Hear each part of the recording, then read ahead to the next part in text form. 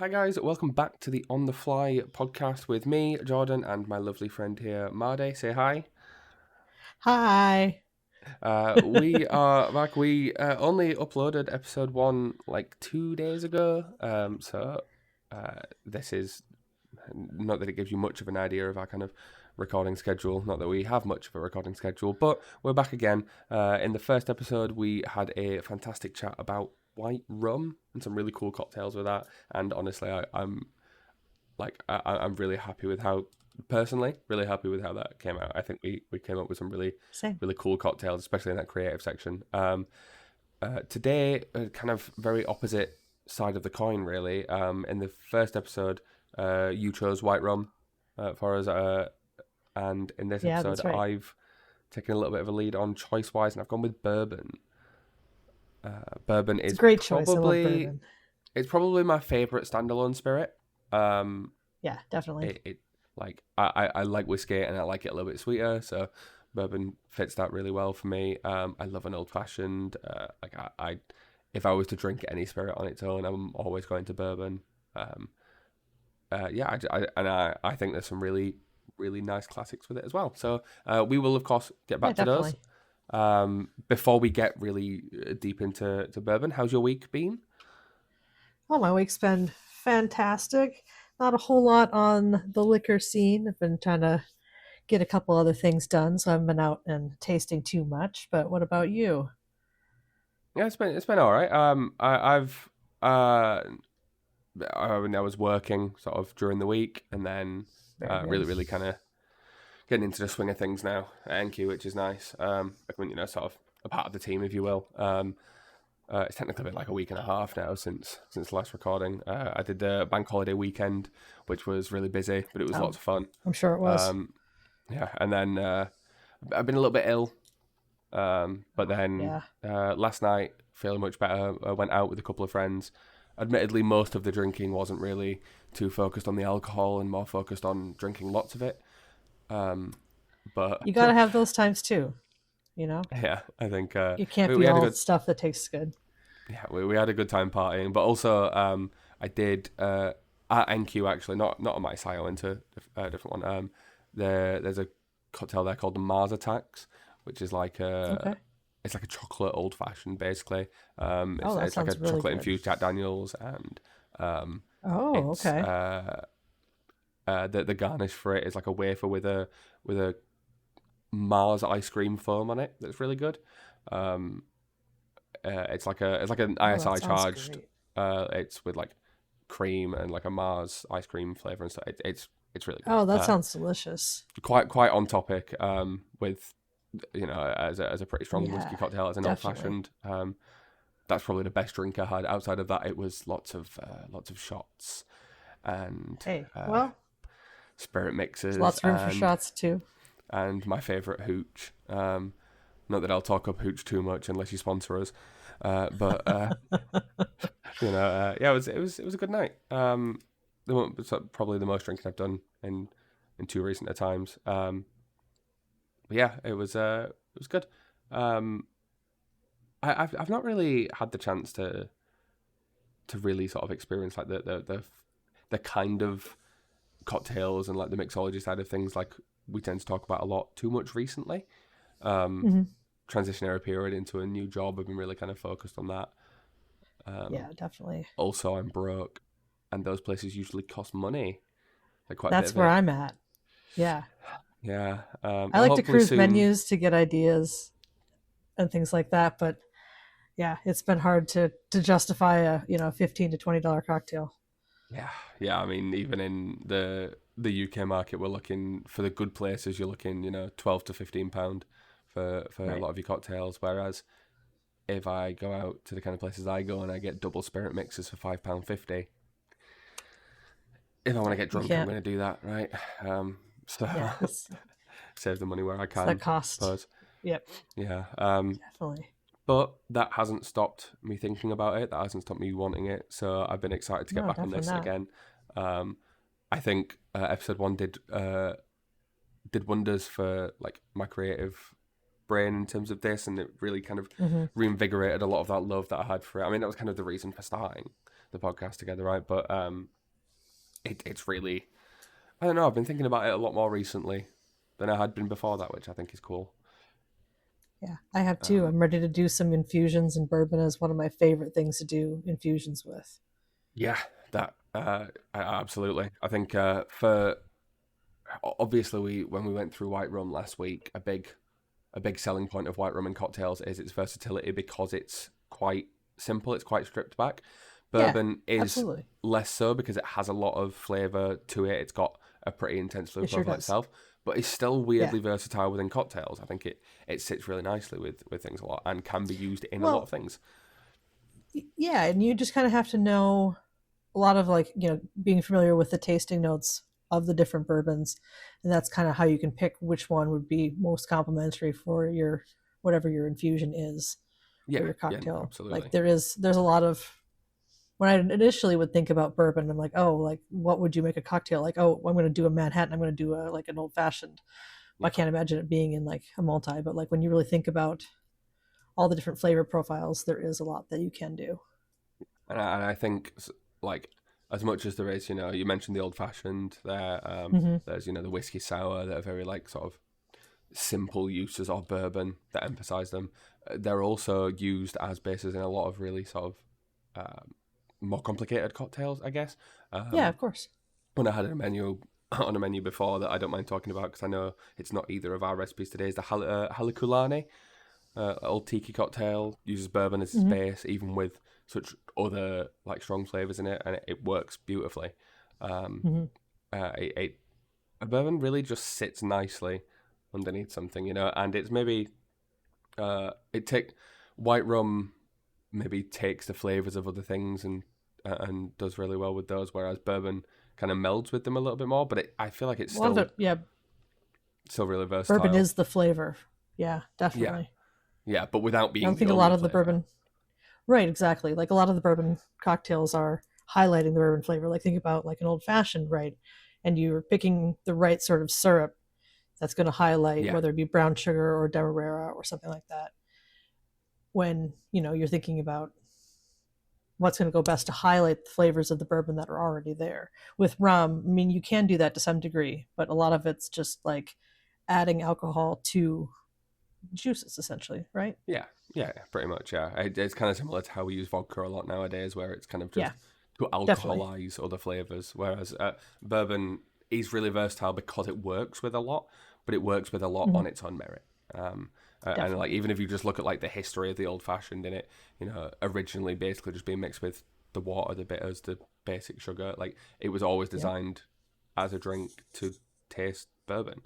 Um, and then even going forward from that, when like sort of if you look over the last like 30 years or so, when it started hitting that weird phase where people were putting fruits in it and making it a long drink and stuff, like even then the Yeah. bourbon was still the focus.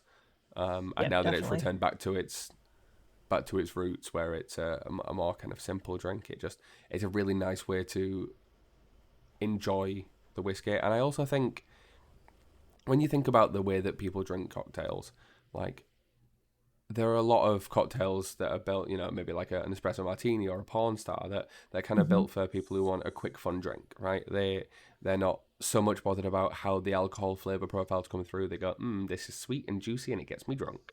Yep, exactly. And then on the opposite And side that's of not that, there's bourbon at some all. Yeah. no, on the opposite side of that, when you've got things like Negroni, where it's really about the nuances of the alcohol that not everyone's going Yeah, to like, 100%. but I think an old fashioned is a really good kind of like entry level, almost like a gateway cocktail, right? And Yep. that if you want to be able to taste the alcohol and it not be something that is overbearing and overpowering, an old fashioned's really good for that. And then you can Definitely. start stretching out into others. Maybe then you start looking at a Manhattan, right? Or you start looking at a whiskey sour, and then you start branching out into other drinks, Hmm. and then it goes from there. I think it's a really good one for like if someone's like, I want to try a cocktail, I want to try something that's not Yeah. just sugar and juice. You go, well, old Right. fashioned.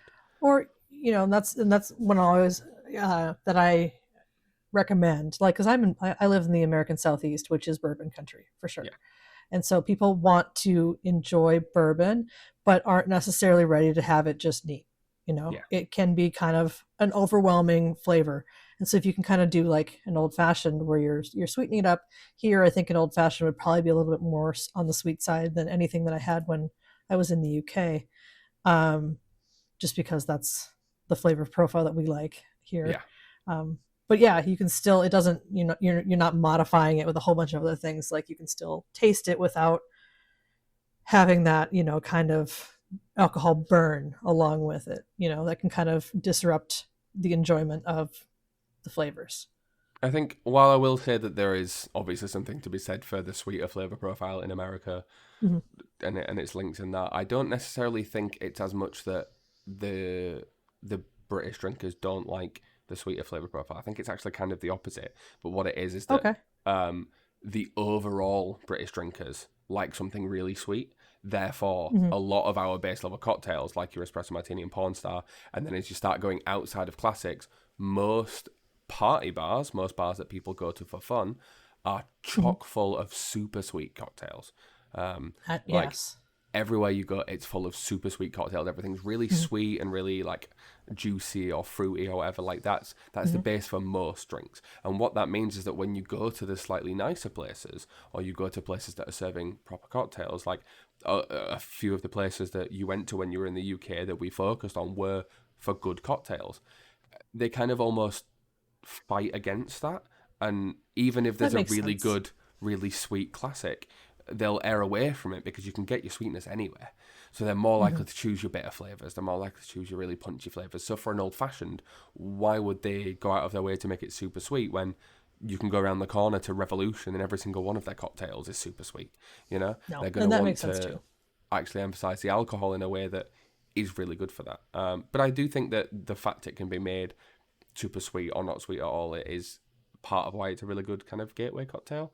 But yeah, I guess overall the palate is sweet in America, but here it's so heavily sweet because of our drinking culture being a lot and being a lot about just kind of going out as opposed to enjoying the drinks.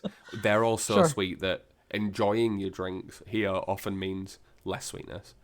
And it's the same kind of thing here that, I guess that does track. That does make sense. But like I said, I'm in that bourbon country, and like before I moved to this part of the U.S., like I had never made an old fashioned. Like, and here it's within the last 5 years, like it's incredible how many I've made, and that bourbon is having like kind of a resurgence, right? And here it's always been one that's kind of been tied with American culture, because like it started here during Prohibition. It went, that could have killed bourbon, right? The Volstead Act saved it. Basically, you could get a doctor to prescribe bourbon to you. It came in little like medicine bottles. Nice. And so a lot of speakeasies were also pharmacies. So then you could get prescribed a pint every 10 days of your bourbon. And that's what saved the industry. That was the influence behind a lot of like the alcohol bottles, right? Yeah. Is that they were like reused pharmacy bottles and stuff. Yeah. So that's, and then when you think about like what is bourbon, right? There's a lot of things that, it has to be at least 51% corn in the mash bill. Yeah. It has to be aged in a char barrel. Did you know though that it doesn't, like there's not a specific time? Like generally like good bourbons are doing 2 years. Yeah, but like it has to like, you could just like dump it in and then dump it right back out. As opposed to like rums and tequilas where they're more specific about the aging time.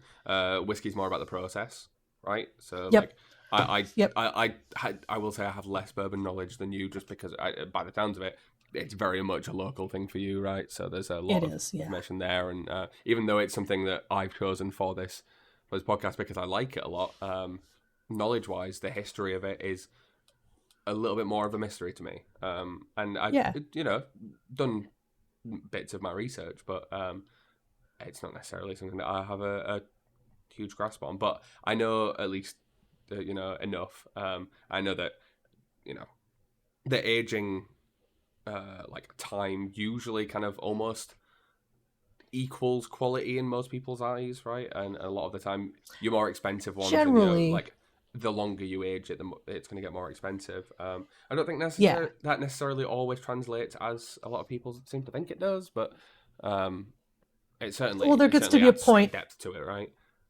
yeah, there's definitely a point of diminishing returns where you just have it sitting in a barrel and it's not really picking any more character or color, because all of the color in a bourbon comes from the barrels.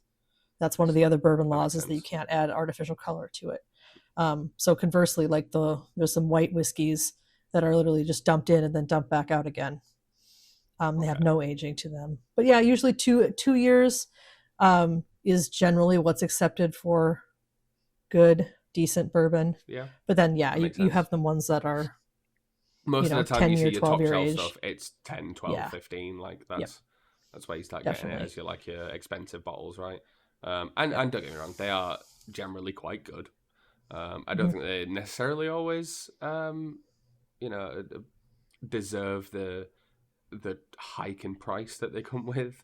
Oh no, definitely. But I mean, there's something to be said, because like the longer that you keep the spirits in the barrels, the more that you lose to evaporation and things like that too. So like it does become more of an expensive process. Yeah, I guess the price isn't just based on quality, but it's based on production as well, right? So. Yeah, and there's like a lot of here a lot of the bourbons are made by the same it's the same power players that are distilling the bourbons, and then it's what people do to like age them. Like there's a lot of bourbons that are the same, essentially the same mash bill, but the biggest difference and the biggest secret that the distilleries keep is the yeast profiles, because that is what characters the flavor, sometimes to more degree than what exact what's going in it. That's really cool. I didn't know what the grain makeup is. Yeah. So then that's one of those things that a lot of people don't realize, is that a lot of the character of the yeast is what's pulled through the bourbon. I think bourbon in the UK is very much just seen as an import.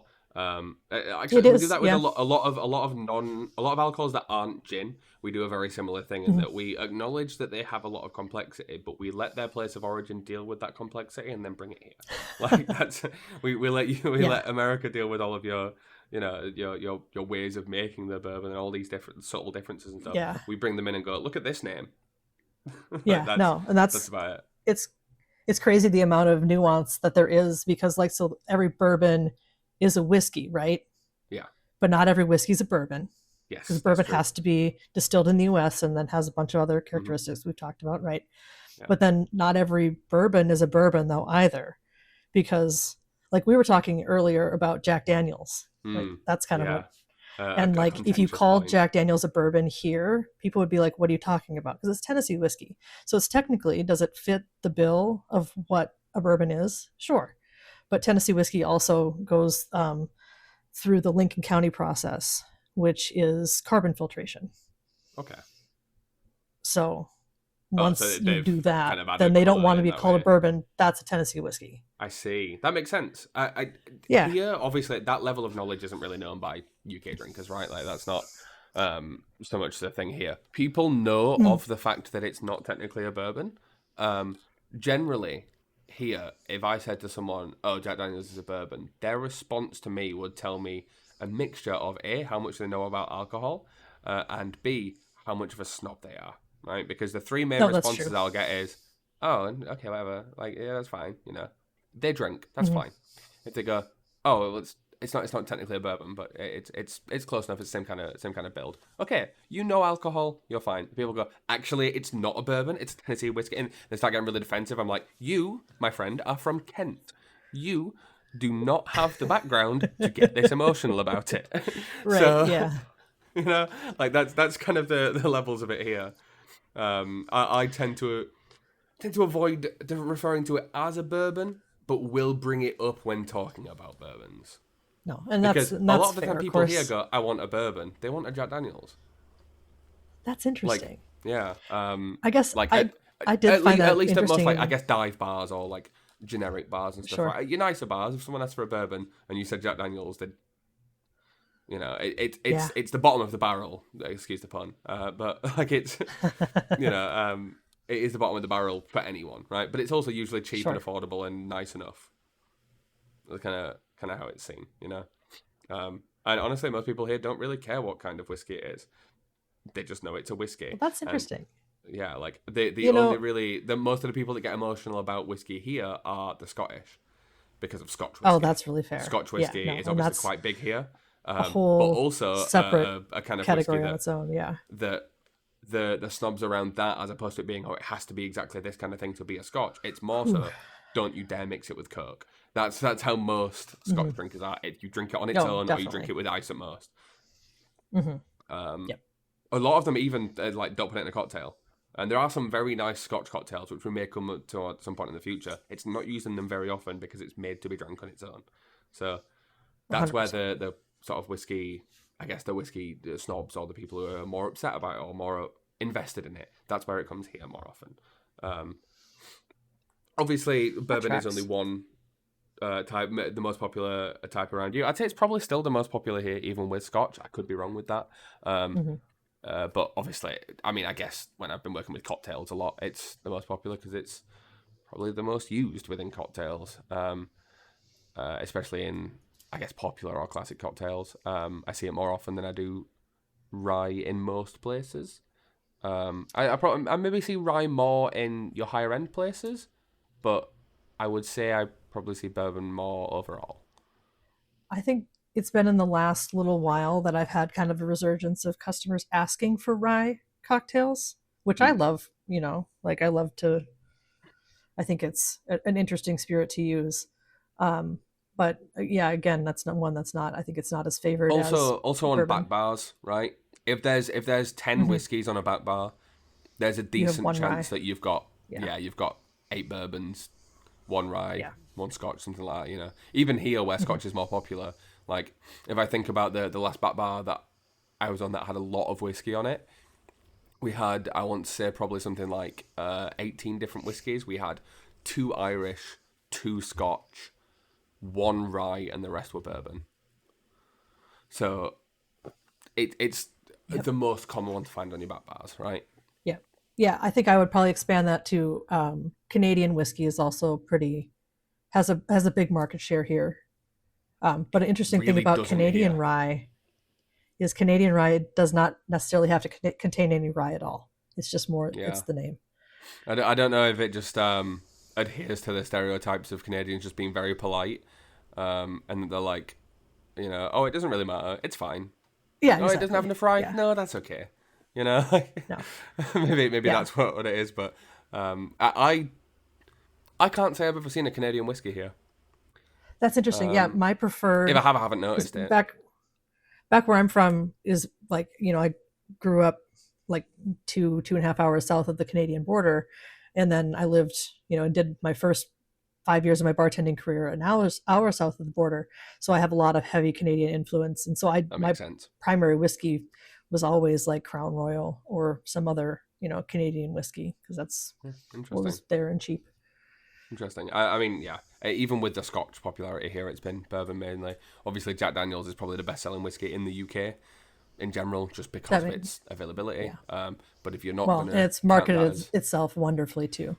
Yeah, and if you don't count that within bourbons, which is completely fair with it not technically being one, if we're talking bourbons, I'd say the bigger ones here, based on like sales and popularity and stuff, is Jim Beam or Buffalo Trace.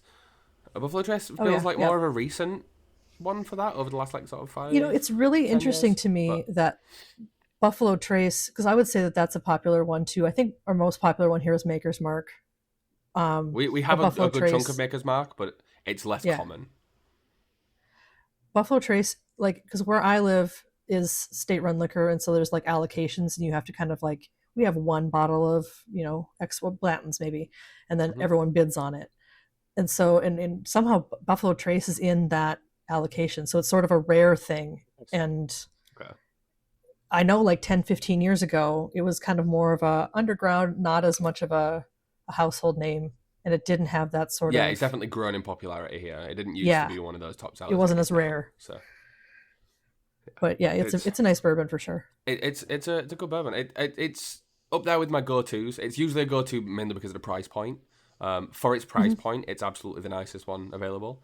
Like on the price point. If I was to say my favorite overall, if I'm not going really super specific, with like technically the nicest bourbon I've had that stays in memory is I bought this one from this little local liquor store around the corner from me, from where I used to live, called Rowan's Creek. It was like £70 for the bottle, and it was really good. I've still got like half of that bottle left in my bedroom, where my bar is. But my actual sort of go-to where I'm like, that's my favourite, that is kind of not just a quick one I've tried, it's probably Bullet. I really like Bullet. Okay, yeah. No, that's nice. I prefer their rye over their bourbon. I like them both a lot. Yeah. I think Bullet are really good. And they're like not too expensive for what they are either. No. So I think it's really good. What would be your go-to if you could only have like, you know... Maybe not necessarily only have one bourbon on, because you probably got price point wise, but like, you know, if they were like, you can, whatever bourbon you want, whatever your favorite is, we'll put it on the back bar. What are you choosing? Sure. Yeah, I think probably Buffalo Trace would probably be it. You know, otherwise, there's a lot of local bourbons here that are kind of just distributed in the area, and usually, like, that would be what I would say is like, who's coming to talk to me from the local ones, or like what local ones that I've had, because it's an instant conversation piece at the bar, right? True. You can be like, hey, this was distilled 60 miles from here, and that's, you know, that's true. I was actually waiting for you to hit me with some weird, you know, brands that I've never heard of, like last week. Well, because actually, like, even though all of the bourbon is made here in the US, there's a huge market that is only distributed outside of the US. So there's like bourbons that wouldn't be familiar here that you can only get in like the Czech Republic or UK. I think we probably have some of those, right? But like our big brands, like I said, our most popular ones are the ones I said. Other sort of common brands that people know here, you've got your Maker's Mark, you've got Bullet. There's Woodford Reserve, that's really popular here. Yes. I'm trying to think of other common ones, but honestly, there's not really many other common ones. A lot of the time, it's just the more expensive versions of those, really. Like Gentleman Jacks that you find in some places, right? Like Eagle Rare is another pretty nice one. Eagle Rare I've seen a couple of times. Not as common, but I think 9-year. I think as opposed to something like rum, which has such like a rich specific history, and especially with it having history in places that prohibit you with a lot of things, bourbon is very specifically American, right? So no, and that's it's less likely that we have brands that you don't. I'm kind of almost surprised about the other way around, but I guess because it's American and then exported, I guess it makes sense, right? We have a similar thing with our gin, which I'm sure we'll get into in another episode. I can't wait. But yeah, we I would say have talked about bourbon for a good chunk longer than we did white rum. I think just because as a spirit, it's something that we both enjoy a lot. And we're both quite fascinated by as well, which is really good. There's just so much to say about it. Oh yeah, absolutely. But we probably should get on to our cocktails. Yeah, and maybe spend a little shorter time than normal on this, or maybe it's just a bit of a longer episode. We'll see. What cocktail have you brought? I'm interested to, especially with you being such a connoisseur almost. I'm interested to see. Obviously, we've already mentioned the whiskey sour, the old fashioned, and the Manhattan, which, if you ask me, should not be made with a bourbon, but I understand that it is quite often. It's technically a rye. It should be a rye, but I know that some people like it with bourbon. But as usual, we try and bring recipes from classics, whether old or relatively new, from pre-existing classics that are a little bit more interesting, maybe. So what have you brought today?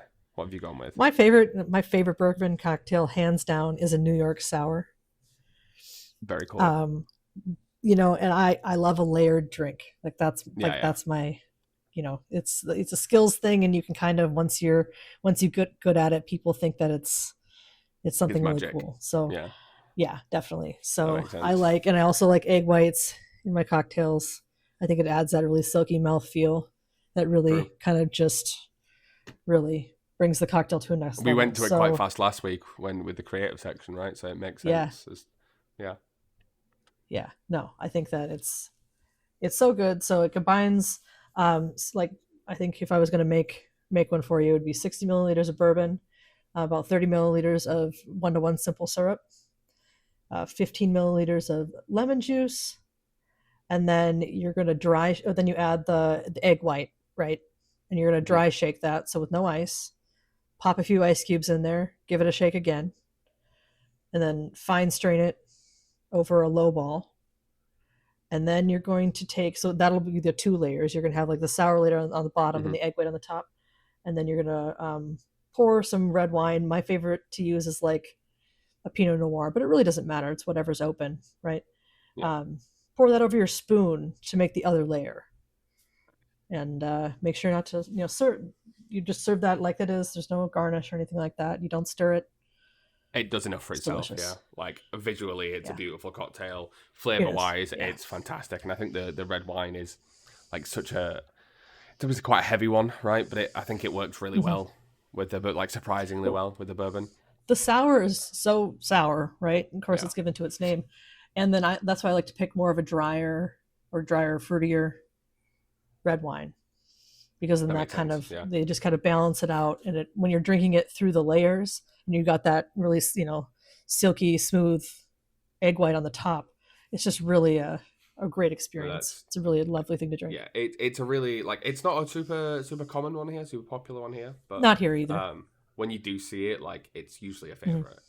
I think it's a really cool cocktail, and I love the layering as well. I agree with that. One thing I'm curious about is your ratios. Obviously you've gone with the 4-2-1 ratio, but you've got 2 sugar to 1 lemon, and that threw me off a little bit. Is that specific to New York sour? Is that how you would build a whiskey sour, or like? I probably would put a little bit more lemon juice in there now that I'm thinking about it, but sometimes you want it just a little bit more on the sweet side. But yeah, you can definitely. I probably should go probably about 3/4 ounce. I usually do a little bit less lemon than I do simple on those ratios. That's just me, though. Fair. You have said before about the palate in America being a little bit more sweet. And also, I guess, with the red wine on top as well, it just kind of helps to soften it a little bit.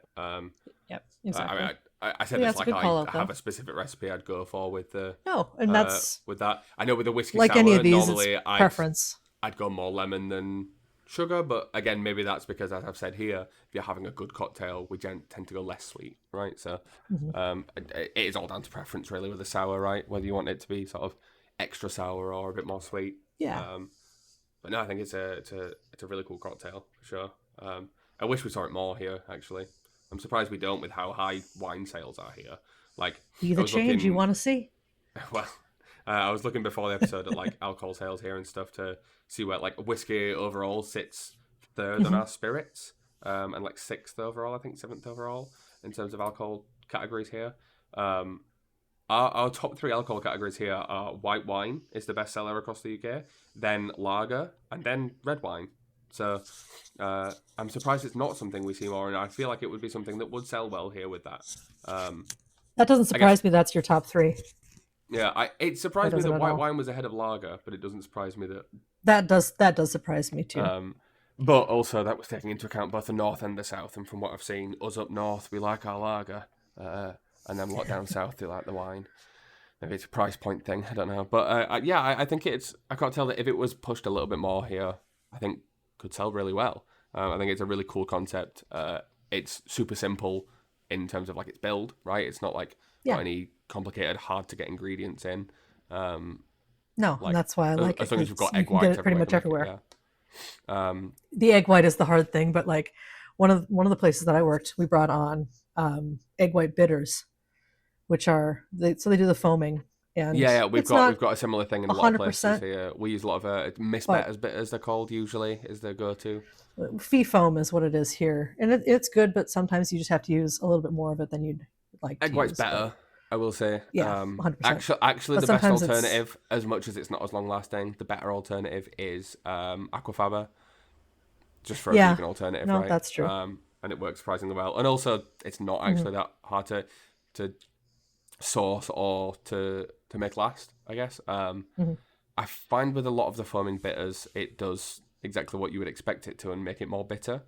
So with a cocktail where you don't already have bitters in it, it's just going to make it more bitter. And a cocktail where you do already have bitters in it, you probably don't want to put the bitters in. Definitely. But the bitters you were putting in probably have a better flavour profile, so it just kind of... They can be a little bit iffy for me. I would always rather use egg whites or, at worst, aquafaba, but they do their job, I guess. Definitely. Texturally, they're not the same, is the thing. And Like they No, both give the foam, but they don't give the same texture. That silkiness you 100%. mentioned earlier from the egg whites, you don't get that as much from foaming bitters, I find. But Mm-mm. they do the job. They do enough, right? They're good for visual Mhm. appeal.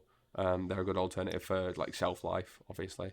Um, so like I get why they're The place used. that I had them on, we didn't have a whole lot of cold storage, and so it Yeah, was easier to do that than have eggs, or like we would have like yeah, just of egg whites course. in a carton.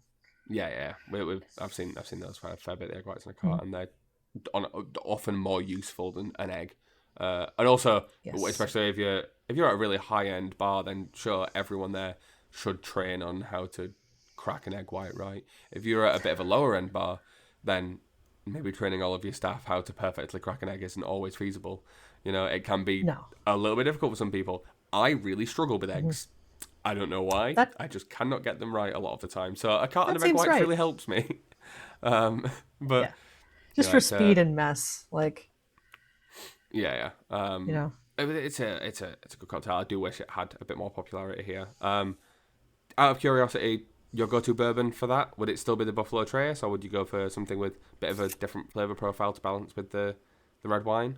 You know that I guess I would probably maybe go with Buffalo Trace, but honestly, I would probably go with something local just to see whatever, That makes because that's sense. usually what I do with those kind of cocktails. Is Yeah. I want to just try whatever's local and I haven't heard of. That makes sense. Um, cool. No, that's really good. As opposed to, I said with that about how it's like really What easy have to you make got? in basically any place. Egg whites is the hardest thing to Yeah, get. Mine's kind of the opposite. of um, course it is. Mine also, as opposed to a pretty sort of old, well-known classic, I've gone with a bit more of a contemporary classic. So you know, if you want to argue with me in the comments about whether it counts as a classic, go for it. Um, but it is to me. It was a more recent one. It is called the Haberdasher. It was only I've actually heard like of it. discovered in 2013. Let me Yeah, check my notes to make sure I get this right. Pouring Ribbons in Manhattan. So another New York sounds like cocktail. something they come up with in Um, New York. yeah, and it's um, not one I've seen very often. However, ingredients wise, is absolutely like perfectly to my tastes. So when I wanted to talk about without just I was considering things like a Gold Rush.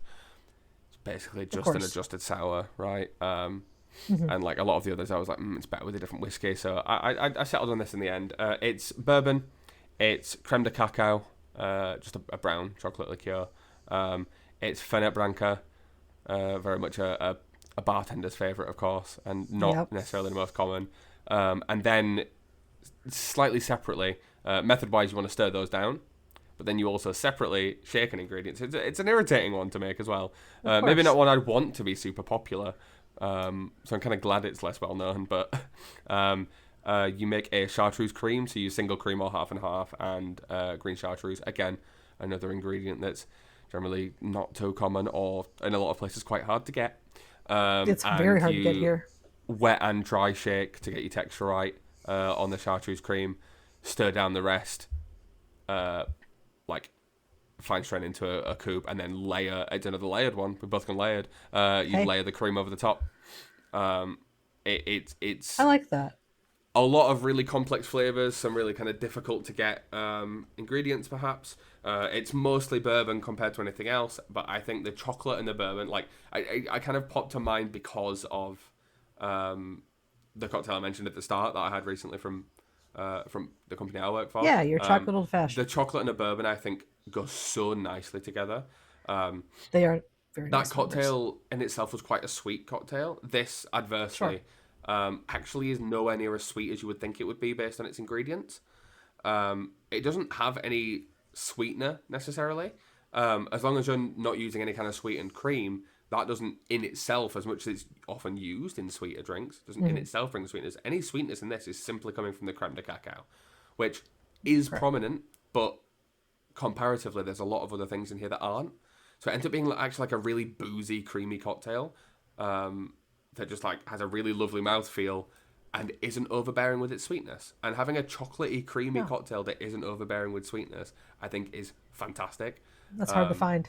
So, you know, a bit big ups to the individual bartender that created this, that or team of bartenders that created this. I can't find the information on exactly who it was. But recipe wise, it's a little bit less nailed down than some others, perhaps. Me personally, the way that I would build it out, I go with 50 ml of the bourbon, which I'd probably use Buffalo Trace for its simplicity, if nothing else.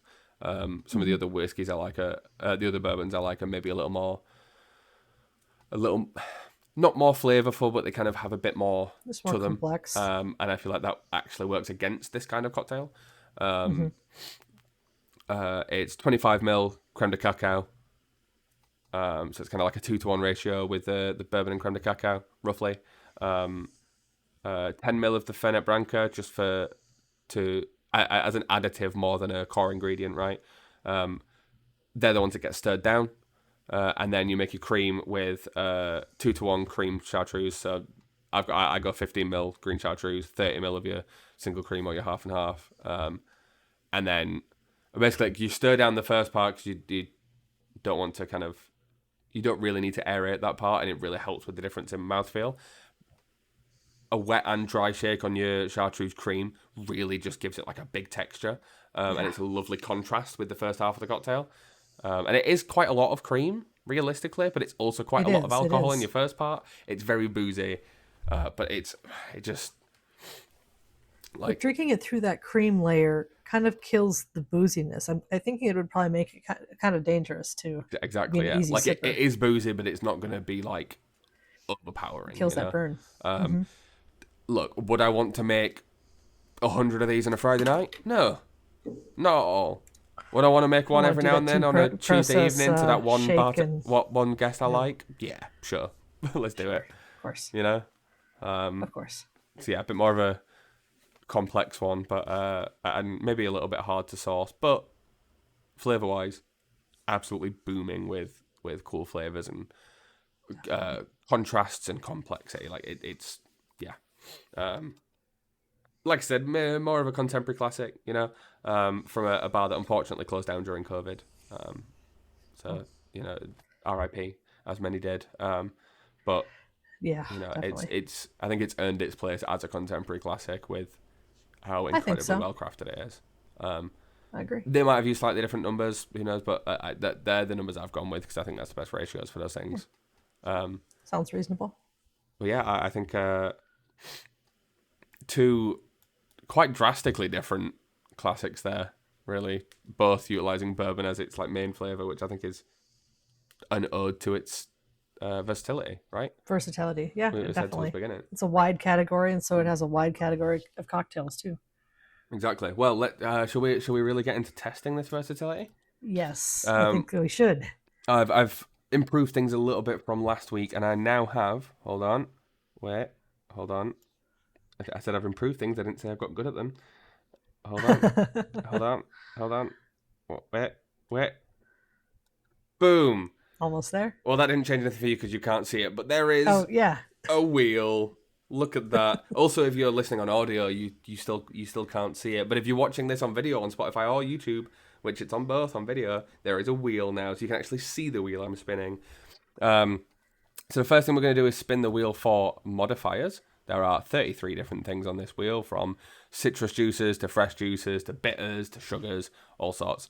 So let's spin this wheel, and then let's make up a cocktail. So we've got someone at the bar and they go, oh, I really want a bourbon cocktail, but you know what? I'd actually really like to be in it.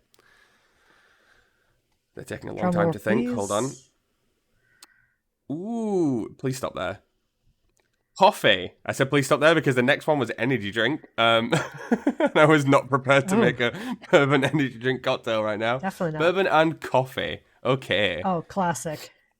Well, we do like to avoid the simple answers here. The simple answer is either replace the core spirit of an espresso martini or simply a bourbon coffee, right? You just put whiskey in a coffee and it's nice, you know? I mean, it's very, very similar to an Irish coffee if you do it right. That's obviously made with Irish whiskey, but,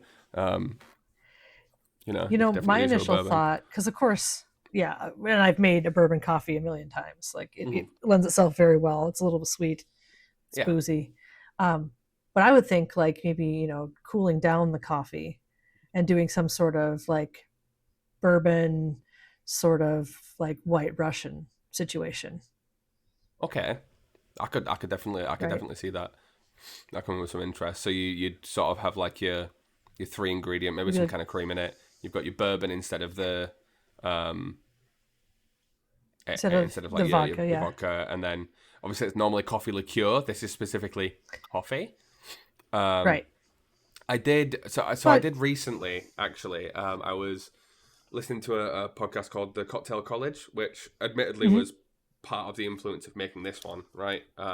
At least for me, I think it's put out by VinePair. It's a really good. I'm not here to advertise them, but I just like the podcast a lot, and they talk about a lot of different cocktails on there, and they get a lot of different, usually New York based, but often worldwide sure. bartenders talk about these cocktails. And one of their recent episodes was on the White Russian, Mm, and I'm forgetting the name of the bar. I'll if I remember, I'll put it on screen here.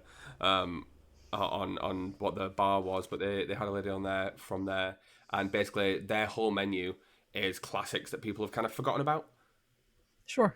or like kind of reinventing some things. So the White Russian is one that they like use a blender and like whip a cream for and stuff like Yep. that. I'm in.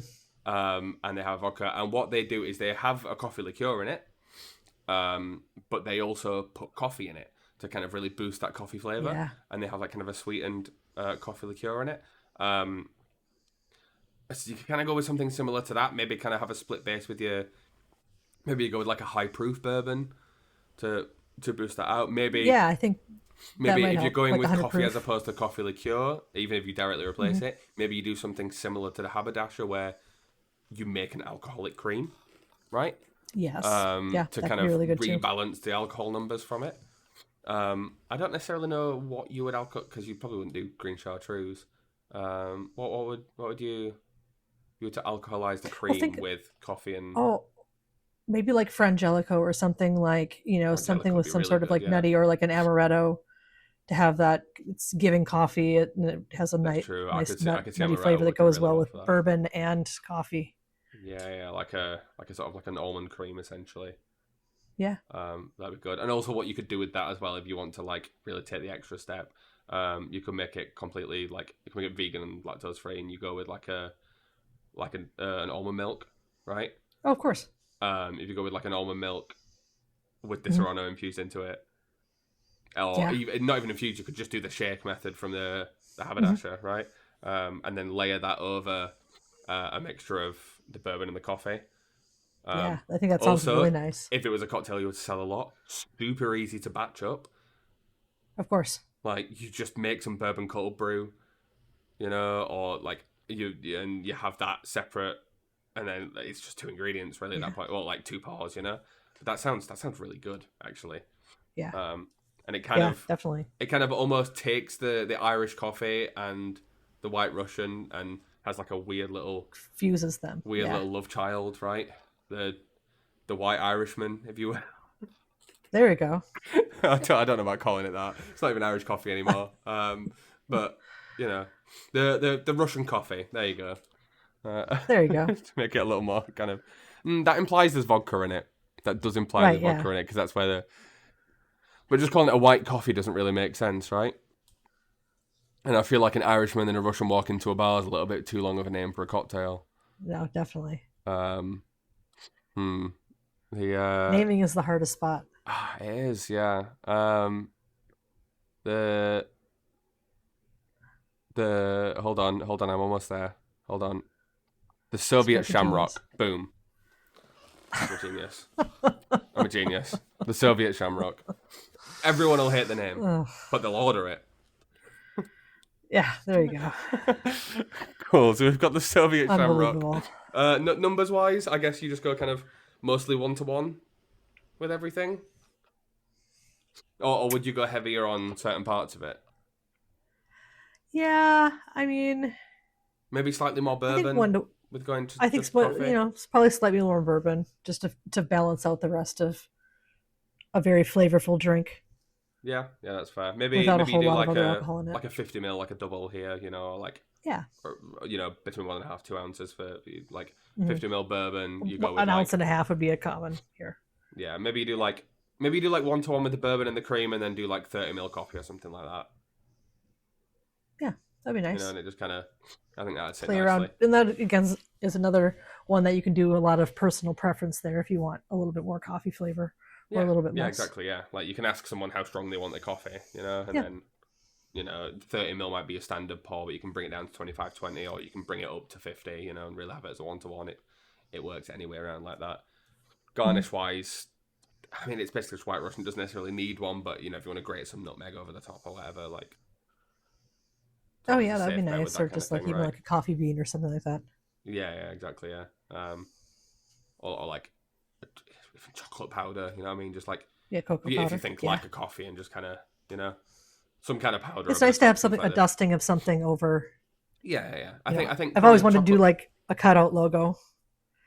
All the Mm, places that I've worked at, minus the last place where I was doing the design, and I'm like, I'm not going to do that to myself. mhm, Like they're like, don't be extra like that. mhm. But it sounds great. I think so Yeah. pretty Well, in that we're cream. going really. Last week we acid adjusted an apple juice on the fly, so I feel Yeah, like we can be extra if we want to. You know. definitely um. No, I like that. Okay, so we got bourbon and we got perfect. coffee. We ended up making the Soviet Shamrock. The Soviet Shamrock. Name pending. Right. Next wheel spin then. We're gonna Let's spin really the wheel ramp it up. again and see where So we go we've next. actually got a wheel set up this time with just everything on it. So this has all of the alcohols and liqueurs and The whole modifiers and shebang. everything. It has 92 different Yeah. things on it. If this is really, really bad with whiskey and coffee, I'm respinning it. But Yeah. if it's even remotely acceptable, if we can even slightly make it work, we'll do what we can. Okay, so let's I know give it what a I hope it spin. is. All right. Oh, here we go. Here we go. You look There's stressed. no. Okay, it was about a millimeter off landing on coffee again, which would have been really weird. It's landed on mint. Mint. Oh, that's great. What Yeah. mint, coffee, bourbon. The mint and the bourbon. Well, I mean, think about like mint and bourbon goes really well. You've got Well, I mean like the the the mint mint the julep. mint julep, yeah, is Yeah. classically a And then like, like there's a lot of different like bourbon smash sort of drinks that you can put mint in. So yeah, that's maybe mint in the coffee. But then you have some like those like foo coffees that have the mint in them too. So I guess you yeah. can I, kind I of think I think the the mint art will can be work with the pairing all coffee. three of them together. Yeah, Pardon? yeah. The mint can definitely work with the coffee. I think Yeah. like it doesn't immediately stand out as like, oh, this is something that should work. But I have seen drinks with mint and coffee in before. Like I can definitely see those kind of. It's a little bit contrasting, but I think it could It's a be. tight It's target market. yeah, for sure. Yeah, this is one of those that like this isn't bad enough to re-roll, No, definitely not. but it's It's a not challenge though. easy. um, No. I think you probably want to keep it quite simple. I I would make a think you mint want to. syrup so that Yeah, the mint yeah, doesn't become overpowering, and then you yeah. can kind of control And also, what happens a lot that. when you put mint, like fresh mint, into cocktails, you get little bits of mint. Mhm. I don't want that in my coffee. No, that's gross. Yep. A lot of What coffee about drinks like really rely on your mouthfeel. I feel like you go actually a little bit more towards the espresso martini type build with this, right? I could see that. And What you about sort like of if making like a chocolate mint syrup okay, for that? I don't mind that. Because Like that a would pair chocolate. Chocolate is the great like bring it all together, right? Because chocolate and brew, bourbon are fantastic together. Of course, chocolate and coffee, and then mint and chocolate, right? brew. Maybe like a. I don't know how much it counts as a cocktail if you start going really kind of this side with it. Go with almost like an alcoholic affogato kind of vibe. You have like the mint Yeah, chocolate with the coffee and the like a bourbon. grasshopper. Sure. Yeah, Yeah, yeah, exactly. Yeah, like I definitely think there's stuff you could do there if you I build that love a with like. dessert cocktail. I think if the mint is subtle, it's going to be the best bet, right? Hmm. Regardless of what you do with it, if the mint is like, I mean, the affogato, you just got mint ice cream basically, but because it's in Of ice course. cream form, it's less offensive, I suppose. Whereas like Yeah. a small amount of mint syrup in, let's say you were to take a standard espresso martini build, you Yes. like vanilla vodka, coffee liqueur, Hmm. coffee, sugar syrup if you want it in there. Take out the sugar syrup and put a mint syrup in it. Take out the vodka, put a bourbon in it. You've kind of already got an okay build for it, with the mint just kind of giving it like a weird sort of that cold heat, right? I don't necessarily think it'd be too bad even just like that. No. But perhaps if you were to replace the coffee liqueur with like creme de cacao, you could achieve that kind of mint chocolate flavor without having to specifically make a mint chocolate syrup. If you go with a mint syrup, you go with a chocolate liqueur instead of the coffee liqueur, you've already got the coffee flavor from the coffee, right? Yeah. Yeah, I that's like probably that. how I'd do it. And then it's basically just a mint chocolate espresso martini, right? I mean, someone's going to be up in arms about shaking bourbon, if you will. But it's fine. There's no rules here. I mean, the whiskey sour is shaken bourbon, right? So sure, yeah. Whack an egg white in it. See what happens. I feel like a choco mintini, if you will. I like that. But then like the bourbon makes it a little bit more, I don't know, adult maybe, than a little bit more complex than just having vodka. Yeah, and also like because anyone the can hold their vodka nose doesn't and drink bring its vodka. because vodka doesn't bring its own flavor as much as a bourbon does. The mint becomes a much stronger component, and I think the mint is best in this setting when it's a subtle flavor, when it's an additive, as opposed to the core, right? Front and center, bourbon, exactly. Bourbon makes it less of a core. It makes it more of an additive, and I think actually works really well there. So, like, numbers-wise, you probably go, I don't know, depending on whether you're building to 50 or not, like we would a lot here, where we'd go sort of, a lot of ours build to 50 for alcohol, so you'll go with, like, it'd be 35 ml of your core spirit, so in this case bourbon, and then 15 ml of your liqueur. But you could also just do like a 40-20, and it works basically the same. So like if you said to me right now, go in a British bar and make an espresso martini, I'd do 35 ml vanilla vodka, I'd do 15 ml coffee liqueur, I'd do, depending on the quality of the coffee liqueur and the coffee, I'd probably do sort of 10 ml of whatever syrup I'm using, if I'm using one.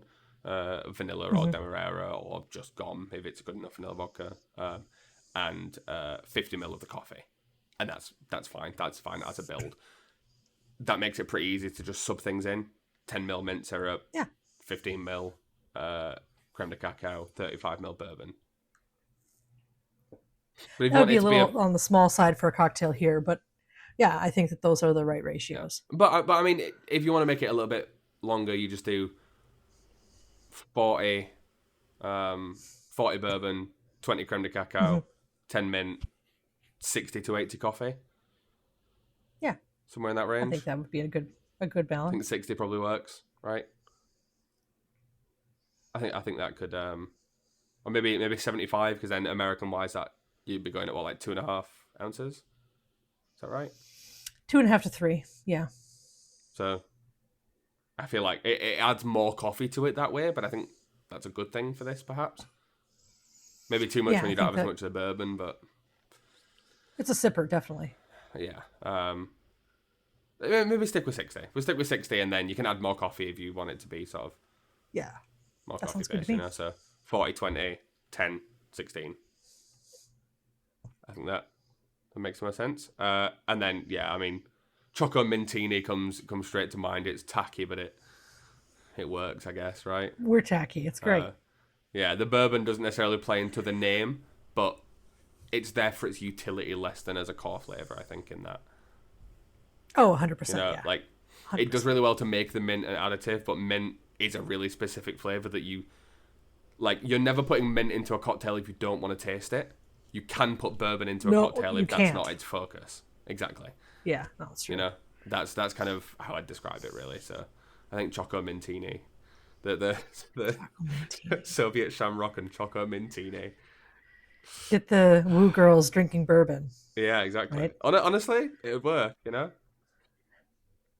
Do you like mint chocolate ice cream? Do you like espresso martinis? But yes. Boom. There you go. Perfect. There you go. Sorted, yeah.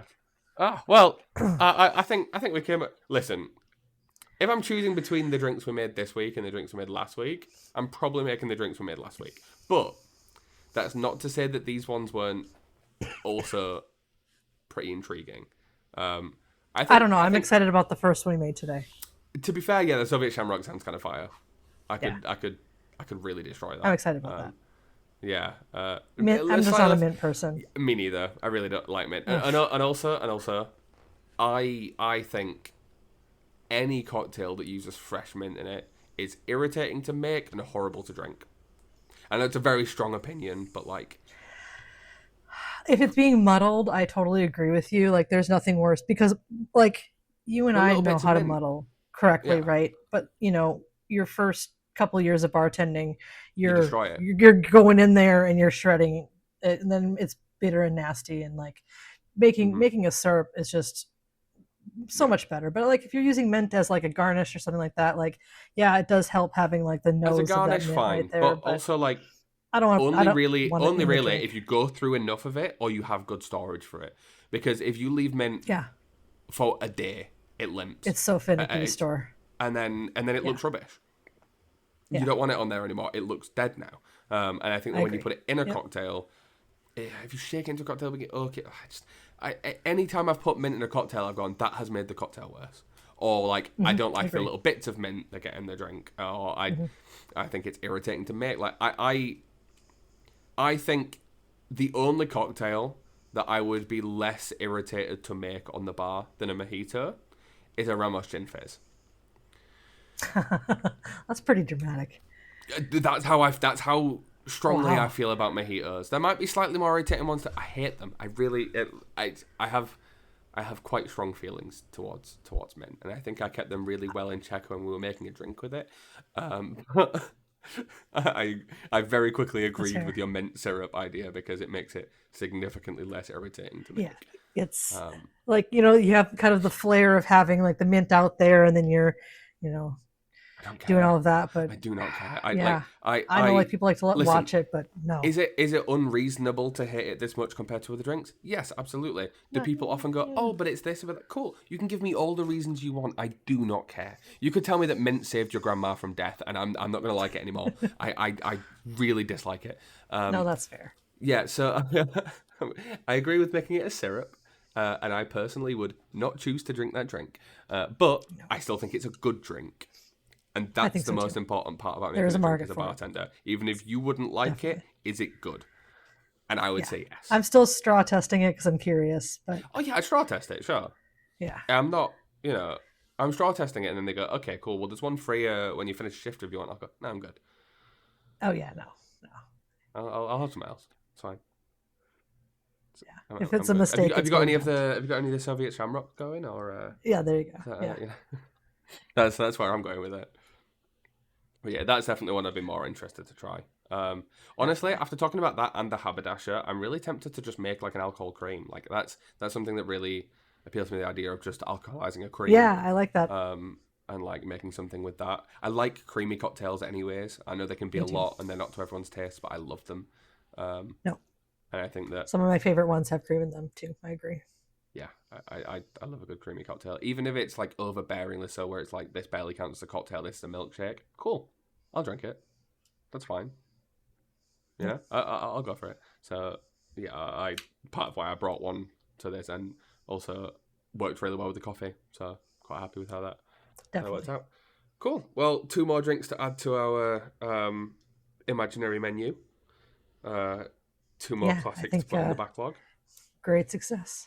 And a lovely discussion about bourbon. I think honestly we could have done the whole episode just talking about bourbon. I think we could have. Yeah, it's such an expansive category, and there's so much lore when it comes to bourbon. I'm sure it's something we'll revisit again someday. But when we have 92 categories just written down to go through, I think we've got a good amount to go off for now.